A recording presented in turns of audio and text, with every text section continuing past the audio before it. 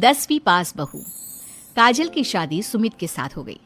काजल के माँ बाप का एक कार एक्सीडेंट में देहांत हो जाने की वजह से उसकी पढ़ाई 9th क्लास के बाद हो नहीं पाई, क्योंकि काजल को उसके मामा जी ने पाल पोस कर बड़ा किया था, लेकिन उसे पढ़ाया लिखाया नहीं। काजल के अच्छे नेचर और उसकी सुंदरता को देखकर सुमित को वो पसंद आ गई और सुमित ने काजल के साथ शादी कर ली। शादी के बाद हमारी बहू भले ही कम पढ़ी लिखी है, लेकिन लाखों में एक है। सही कहती हो। पड़ोस वाले शर्मा जी अपनी बहू से बड़े परेशान हैं। उनकी कोई बात ही नहीं सुनती। अरे लेकिन हमारी काजल, वो तो हमारा खूब कहा मानती है और घर का काम भी कितने अच्छे से करती है। सही कहती है मम्मी।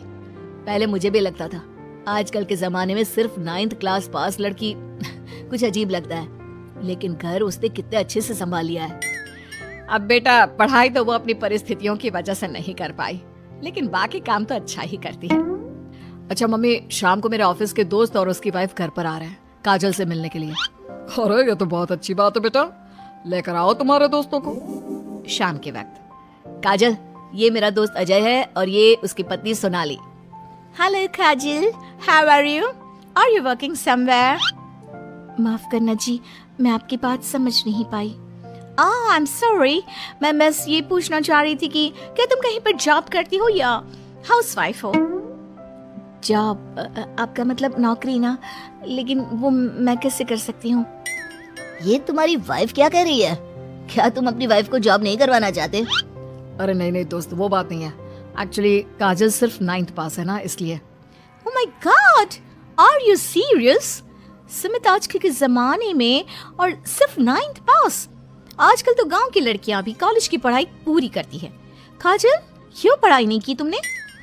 बस मेरे सामने कुछ ऐसी प्रॉब्लम थी जिसकी वजह से मैं पढ़ाई नहीं कर पाई जी। सुमित को अपने दोस्तों के सामने बहुत अजीब लगता है कि सब लोग इतने पढ़े लिखे हैं और उसकी बीवी सिर्फ 9th पास है, लेकिन वो काजल को बहुत पसंद करता था, इसलिए वो काजल से कुछ नहीं कहता।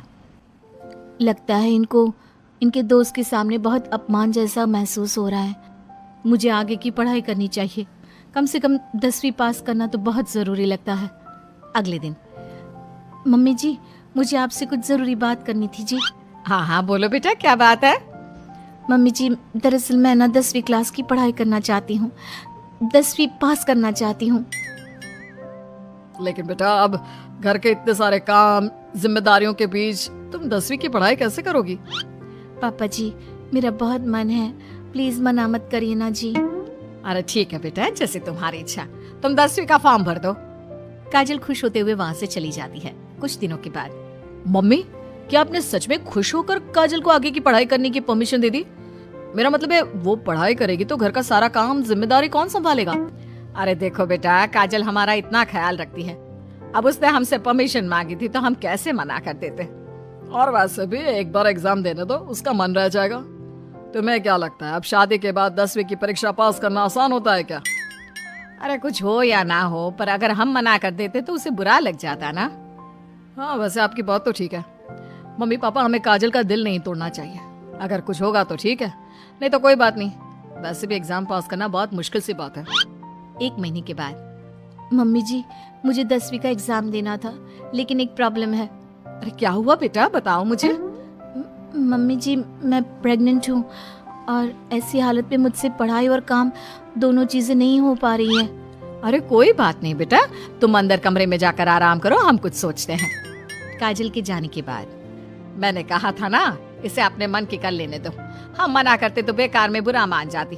अब प्रेग्नेंट हो गई है, पढ़ाई तो वैसे ही नहीं कर पाएगी।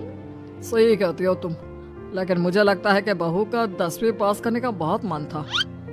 मम्मी, उस दिन जब मेरे दोस्त घर पर आए थे ना, तो मैंने काजल का चेहरा देखा था। वो बहुत उदास हो गई थी, शायद उन लोगों के सामने खुद को काफी नीचा महसूस कर रही थी। अरे लेकिन बेटा, हमने तो परमिशन भी दे दी ना। अब प्रेगनेंसी और घर की जिम्मेदारियों के चलते कैसे सबको संभालेगी?